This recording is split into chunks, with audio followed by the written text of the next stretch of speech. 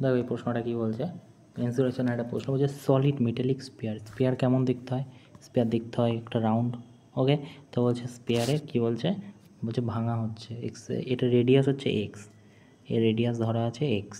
ওকে, খুবই ভালো কথা, এক্স ধরা আছে। ওকে, তো হচ্ছে কি এটাকে ভাঙা হচ্ছে, ভেঙে 126টা কোণ তৈরি করা হচ্ছে। যা কোণ কেমন দেখতে হয়, কোণ আমি যদি রাফলি এঁকে নিই তাহলে এরকম টাইপের কোণটা দেখতে হয়, আর যদি একটু ভালো করে আঁকি তাহলে তো অনেকটা এরকম টাইপের দেখতে হবে। Sorry for that. তো স্পেয়ারটা এরকম রাউন্ড হয়, আর হচ্ছে তোমার কোণটাকে এরকম এরকম দেখতে হয়। তো হচ্ছে কি কোণটাকে 126টা কোণ তৈরি হচ্ছে, যার রেডিয়াস কিনা দেওয়া আছে কত, 3.5, 3.5 প্রতিটা রেডিয়াস, এরকম 126টা কোণ তৈরি হয়েছে কী দিয়ে, একটা স্পেয়ার দিয়ে। ঠিক আছে, এবারে হাইট বলছে কত, হাইট বলছে 3 সেন্টিমিটার, মানে এইখান থেকে এইটার হাইট হচ্ছে 3 সেন্টিমিটার। ঠিক আছে, এখান থেকে এটা। তো তারপর কী বলছে, there is no wastage material, কোনো মেটেরিয়াল ওয়েস্ট হয়নি। তো এক্সের ভ্যালু কত, স্পেয়ারের রেডিয়াসটা বের করতে হবে। আচ্ছা, 130টা রেডিয়াস মানে এ 130খানার যদি আমি ভলিউম বের করে নিতে পারি তাহলে এইটার টোটাল জায়গা পেয়ে যাব। এবার এটার জায়গা যদি পেয়ে যাই, মানে এর টোটাল নিরেটটার যদি আমি এরকম পেয়ে যাই, মানে এই 126খানা তৈরি হয়েছে একখানা নিরেট দিয়ে। ঠিক আছে, স্পেয়ার একখানা নিরেট স্পেয়ার দিয়ে। ঠিক আছে, তো তাহলে আমরা পেয়ে যাব। তো কেসটা হচ্ছে যে এর ভলিউমটা হচ্ছে, এর ভলিউমটা 1/3 পাই আর স্কোয়ার এইচ, 1/3 পাই 22/7 আর স্কোয়ার, মানে 3.5, 3.5 ইন্টু এইচ মানে 3, এটাই হচ্ছে একখানা। এবার আমাদের দরকার কতগুলো, প্রশ্নে বলা আছে দেখো 126টা কোণ এরকম, তো 126 দিয়ে গুণ, তো এই যতটা বেরোবে এর নিচে 100 হবে, এইগুলো উড়ে গেলে, তাই না? তো যতগুলো হবে সেটা দিয়ে এই একখানা ইয়ে তৈরি হচ্ছে। তাহলে এখান থেকে রেডিয়াস পেয়ে যাব। আচ্ছা, এর রেডিয়াস বের করবো কী করে, এই নিরেটের হচ্ছে তোমার একটা স্পেয়ারের পুরো ভলিউম কত হয়, তুমি বলবে পাই, সরি এর স্কোয়ার হয়েছে, এর ভলিউম হয় যে 4/3 পাই আর কিউব। ওকে, 4/3 পাই আর কিউব, পায়ের মান কত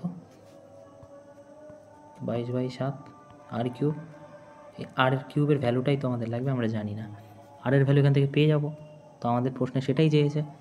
তো যদি কাটাকুটি করি তাহলে ব্যাপারটা এরকম দাঁড়াবে যে 3 দিয়ে 3 কাটবে, রাইট, 7 থেকে 7 কাটবে, 22/7, 22/7 কেটে গেল।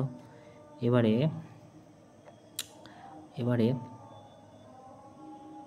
আর কিউব ইজিক্যাল টু, বড় একটা ক্যালকুলেশন আছে যদি এখানে খেয়াল করো, এদিকে শুধু আর কিউব পড়ে আছে আর এদিকে পড়ে আছে এইটা। আচ্ছা, এবারে যদি আমি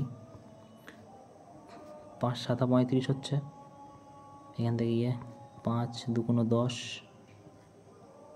5 7 35 হচ্ছে, 4 5 20, 2 2 4 হচ্ছে, 6 2 12, 3 2 6, রাইট। আর কি কিছু আছে? তুমি বলবে যে না, তাহলে কটা হলো, 2টো 7 হলো। ঠিক আছে, আরও একটা 7 ইন্টু 3 হলো, 7 9 63, তাই না? 7 ইন্টু 3 ইন্টু 3 হবে, তাই না? 3 ইন্টু 3, 3 ইন্টু 3, তাহলে কী হচ্ছে, আর 9 63, আর একখানা 3 পড়ে আছে, তাহলে এখানে আর একখানা 3। ঠিক আছে, আর এখানে 2 পড়ে আছে না, ক্যালকুলেশন কি ভুল করলাম আমি, আর নিচে হচ্ছে 2 পড়ে আছে, তাহলে কত হচ্ছে, পয়েন্টে আছে না? ঠিক আছে, 3 7 21, 21কে যদি 2 দিয়ে ভাগ করি, 2 1 2, 5 2 10, 10.5, হ্যাঁ ঠিক আছে। তো এটাকে উত্তর হবে 10.5। ওই আর এর ভ্যালু পেয়ে গেলাম আমরা।